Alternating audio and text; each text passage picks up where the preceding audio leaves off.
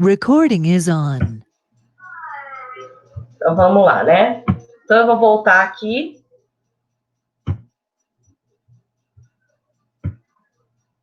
Eu vou ocultar aqui. Então, a gente continua aqui falando da família Aquifoliaceae. Então, olha lá essa margem denticulada aqui com os dentes aqui na margem. Essa florzinha diminuta e formando esse frutinho que é uma drupa carnosa. E aí tá mostrando um pouquinho de um sistema que a gente chama de SAF, né? Que é um sistema agroflorestal. Então tá mostrando aqui, tem as linhas, né? Depois eu mostro mais para frente um outro consórcio. E aí como é que colhe ali essa erva mate? Então colhe-se as folhas junto com os galhos.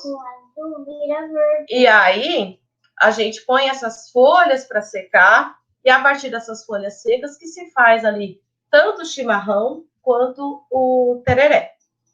Então, esse daqui é um guiazinho de como cultivar, o que é erva mate e como cultivar. Então, ela é original da região subtropical da América do Sul, então ela ocorre no sul do Brasil, norte da Argentina, Paraguai e Uruguai.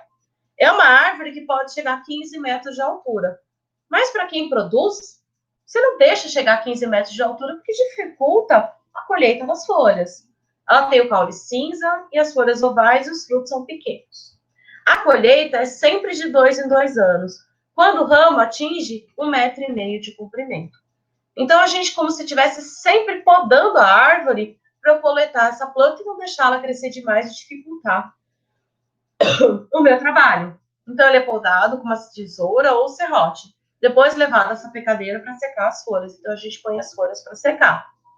E aqui, essa daqui é uma produção de uma das Embrapas, essa da Embrapa lá do Mato Grosso do Sul, mostrando um sistema agroflorestal que funcionou muito bem, que deu a parte, eles fazem toda a parte de viabilidade econômica, viabilidade financeira, viabilidade de instalação e por aí vai.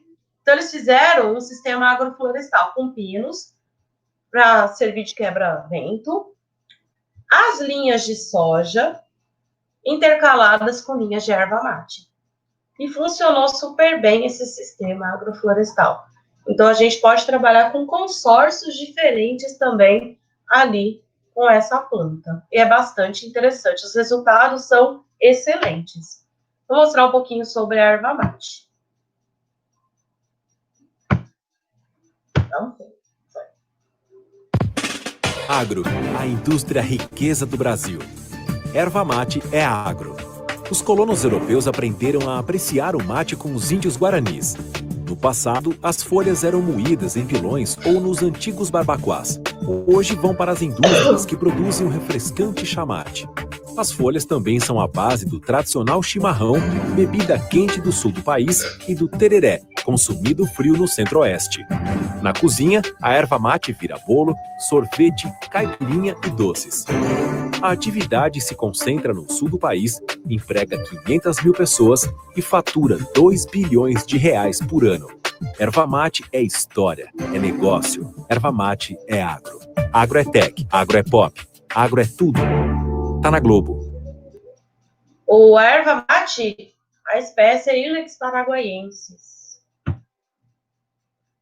Então, dentro da primeira ordem, só uma família, Aquifoliaceae. Na segunda ordem, a ordem Apialis, a gente também, se eu não me engano, tem uma única família também que a gente vai estudar. São 7 famílias, mas a gente vai estudar uma só, que é a família Apiaceae. Se a gente estivesse na florestal, eu também ia dar a Apiaceae, que é a família do mandiocão. A Apiaceae, ou o nome conservado para ela, é umbelliferae. Umbelliferae por conta de duas coisas. Primeiro, pelo formato da inflorescência, que é umbela, que é aquela inflorescência que parece um guarda-chuvinha. Então, ela é uma inflorescência racemosa do tipo umbela, que é essa que parece um guarda-chuvinha. E também pelo tipo de composto que ela armazena, que é um trissacarídeo chamado umbelliferose. Então, vem daí o nome. É a família do aipo, da cenoura, da erva doce, da salsa, do coentro, do cominho. Então, são plantas muito utilizadas ali, ou como temperos, ou no consumo ali in natura. Uma outra característica é que na hora que a gente pega as florzinhas independentes ali dentro da inflorescência, as pétalas são livres entre si. E as pterídeas, de um modo geral, elas são gamopétala. Por que esse grupo tem pétalas livres entre si? Na hora que a gente pega o botão da flor, a florzinha fechada, elas são gamopétala. Então, elas são desenvolvidas a partir de um anel. Na hora que essa flor se abre, aonde está a união das pétalas, elas acabam se abrindo também, e as pétalas acabam se tornando livres depois. Então, ela continua a ser, ela é de alipétala, mas ela já foi gamopétala, só para vocês terem uma ideia dessa diferença. Então, a gente tem todo esse grupinho de subfamílias ali dentro, né, da ordem Apiácea, ó. Repara que a inflorescência do tipo umbela acontece em quase todo mundo. Aqui dentro da família Apiácea também a gente tem uma planta que é um veneno histórico, que é a cicuta. A cicuta, só para vocês terem uma ideia, foi o primeiro veneno, um dos primeiros venenos relatados na parte histórica. Teoricamente, a cicuta foi o veneno que a Cleópatra deu para Júlio César. Ela deu cicuta para ele tomar e ele morreu. Viu? Importante. Então, essa daqui é a cicuta, né? Essa plantinha histórica. Repara, a florzinha, ela é toda, a folhinha toda recortadinha. Isso é muito típico da família Apiácea. Então, lembra como é que a folha de salsa, a folha do coentro, as folhas da cenoura, geralmente são umbelas compostas, são várias umbelinhas juntas entre si. E aí a gente tem outros grupinhos. Essa daqui é uma planta invasora, bastante importante, mas eu tenho, por exemplo, a erva doce. A erva doce que tem esse frutinho seco aqui, que a gente faz chá, consome no bolo e assim por diante. E a cenoura. Então, olha que esse padrão de folha toda recortada, isso é muito típico de Apiácea. Para quem nunca viu a flor de cenoura, essa daqui, ó, são várias umbelazinhas pequenininhas aqui na flor da cenoura. Mais um videozinho para vocês. A cenoura é uma hortaliça de alto valor nutritivo, rica em vitamina A, cálcio, sódio e potássio. Segundo a medicina, o consumo auxilia no combate às doenças oculares e traz benefícios à pele. Até a década de 80, ela só era cultivada no sul do país e em períodos mais frios. No verão, os preços subiam e o consumo acabava sendo diminuído. A mudança nesse panorama começou em 1976, quando a Embrapa Hortaliças, em Brasília, iniciou estudos para o melhoramento genético das espécies consumidas no Brasil. Esse foi um marco da cenoricultura do Brasil, porque antes a cenoura que era plantada quase que exclusivamente no inverno, nas regiões mais frias do Brasil, pudesse ser plantada o ano todo, né? Porque Brasília apresentava essa resistência às doenças que as cultivares da época não apresentavam. Nessa área de 0,4 hectare, os pesquisadores fazem o plantio e buscam a raiz perfeita. Os parâmetros foram estabelecidos pelos próprios consumidores brasileiros. A raiz perfeita é aquela raiz com comprimento entre 16 e 22 centímetros, com diâmetro aproximadamente de 3 centímetros, com ausência de pigmentação no ombro, o ombro verde ou roxo, ponta tipo Nantes, que é a ponta arredondada, lisa, cilíndrica. Basicamente é esse o material que o mercado procura. O trabalho de melhoramento genético, iniciado há 3 décadas em Brasília, transformou o mercado. Hoje a cultura da cenoura é feita todos os meses do ano. E ao todo, 7 cultivares foram lançadas aqui. Dessas 7, 5 são comerciais. Então, uma a gente está em trabalho de licenciamento, outra em fase de proteção. Dessas 5 são comerciais. É um trabalho de muitos anos, algumas cultivares a gente demora até 20 anos para ser lançada, e é um trabalho anual. Nas condições de Brasília, a gente faz um ciclo de seleção por ano. O trabalho começa em novembro, a gente faz a semeadura, conduz as populações até final de fevereiro, início de março. Depois a gente colhe esse material, a gente seleciona as raízes mais adequadas ao que o consumidor, ao que o mercado exige. A gente vernaliza esse material e faz, depois de vernalizado, que é a indução de florescimento, nós trazemos essa raiz de volta, faz a produção de semente genética aqui no campo. Esse material é intercruzado entre as raízes selecionadas e depois a gente tem uma população com um ciclo de seleção. E no próximo novembro do outro ano a gente começa tudo de novo, mais um ciclo. Das 10 mil... Então aqui ele está mostrando como é que funciona o melhoramento genético da cenoura em todas essas variedades que a gente tem. Então ele mostra qual é a ideal para o comércio, para comercialização e assim por diante. Qual é a condição ideal, como é que são os cruzamentos para gerar essas variedades diferentes. Isso é muito bacana. Eu vou passar o vídeo inteiro não, porque esse daqui é grande. E por fim, a nossa última ordem, a ordem Asteralis. Dentro eu tenho uma série de famílias, inclusive Asteraceae. A gente tem como reserva inulina, a gente tem um tipo de polinização super diferente. Isso é típico da ordem, que é o que a gente chama de polinização forçada do tipo êmbolo, e eu vou explicar mais para frente numa figura como é que funciona. E aqui a gente tem a família Asteraceae, ou o nome conservado Composite, ou composta. Por que esse nome conservado? Vem do tipo da inflorescência, que é uma inflorescência que a gente chama de capítulo, que é formada por dois tipos de flores, flores do raio e flores do disco. Isso vocês viram lá em morfologia vegetal. É a família da margarida, do girassol, da chicória, do alface, do crisântemo e por aí vai. Então, a gente tem algumas hortaliças, girassol, importantíssimo, uma cultura importante, e por aí vai. A gente tem um composto exclusivo para essa planta, que são as lactonas sesquiterpênicas. Isso é típico de Asteraceae, só Asteraceae tem isso. A gente tem inflorescência, que é o capítulo, que tem as brácteas embaixo. E aí, lembra? Flor do raio, flor do disco.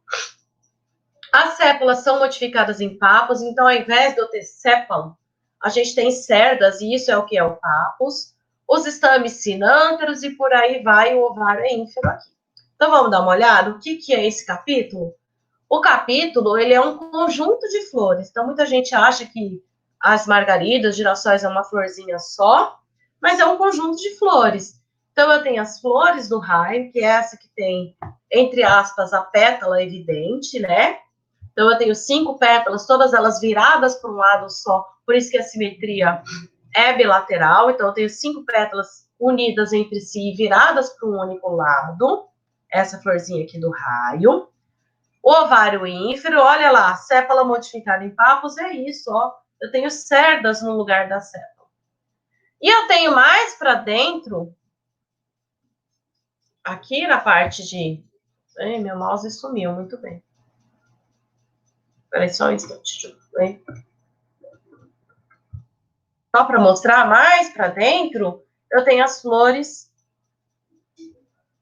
do disco, que é essa florzinha mais interna, que aí, ó, eu tenho os botõezinhos. Ah, muito bem, eu não consigo mostrar porque meu mouse sumiu. Mas essa aqui da flor do miolinho ali. Então, eu tenho a corola gamopétala grudadinha entre si, mostrando ali as pétalas unidas, forma um tubinho.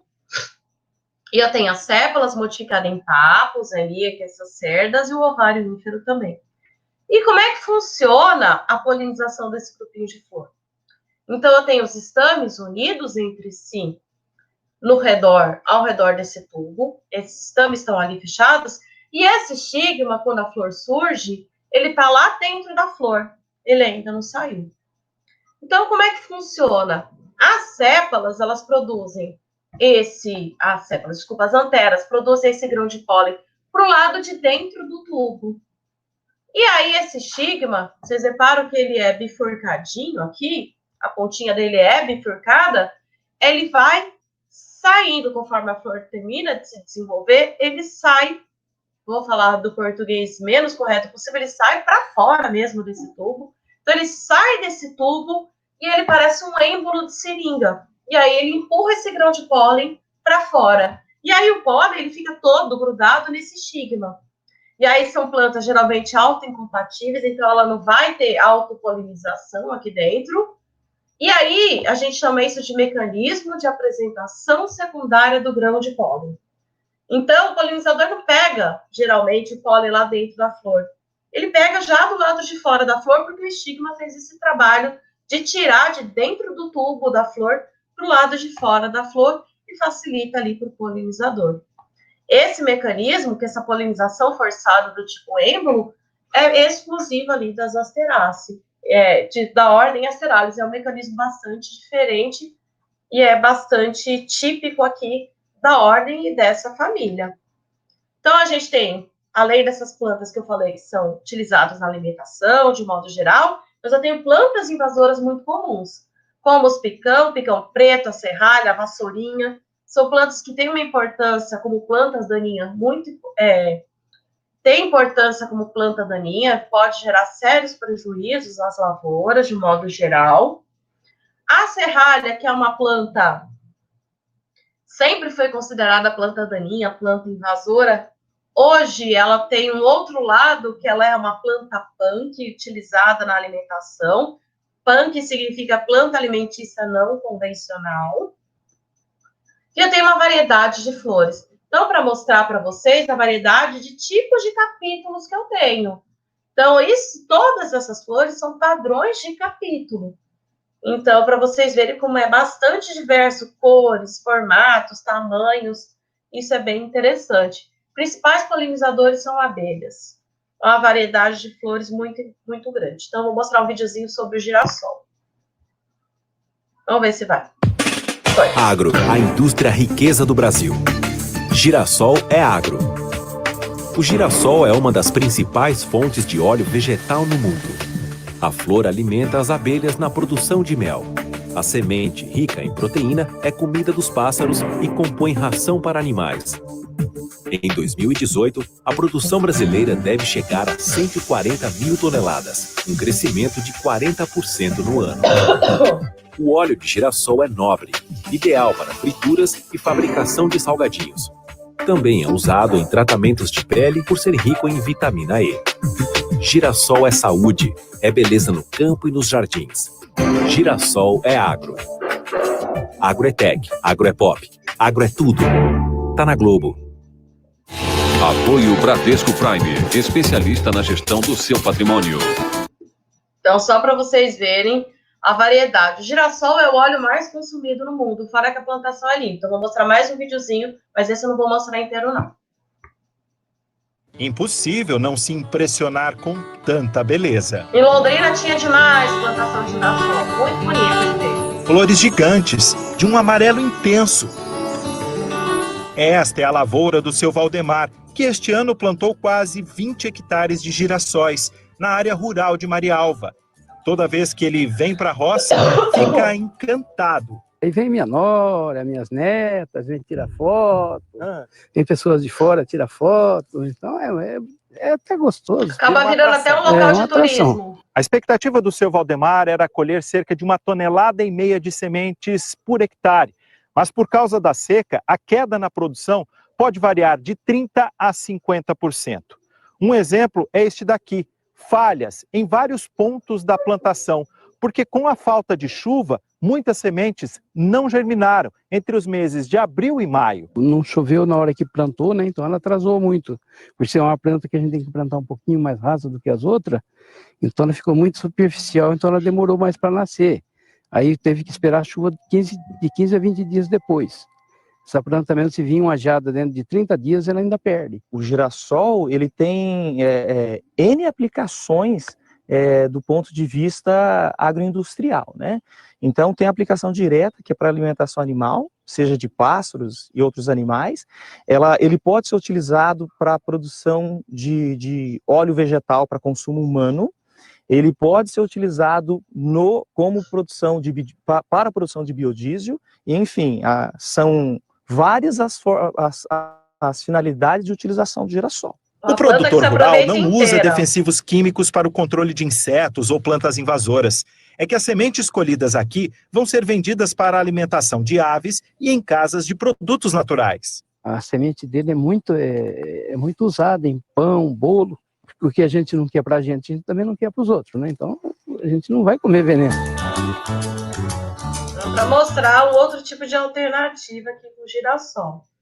É uma planta que se utiliza ela inteira. Alface, chicória, alcachofra também são algumas verduras, né, da mesma família. E aí eu começo a ter coisas diferentes. Asteraceae é a segunda maior família em número de espécies das angiospermas. A primeira é a orquídea, a segunda é a Asteraceae. E aí eu tenho uma diversidade absurda de aplicações dentro de uma família só. Então eu tenho esses dois gêneros, o Taraceto e o Pulicária, que são plantas naturalmente inseticidas.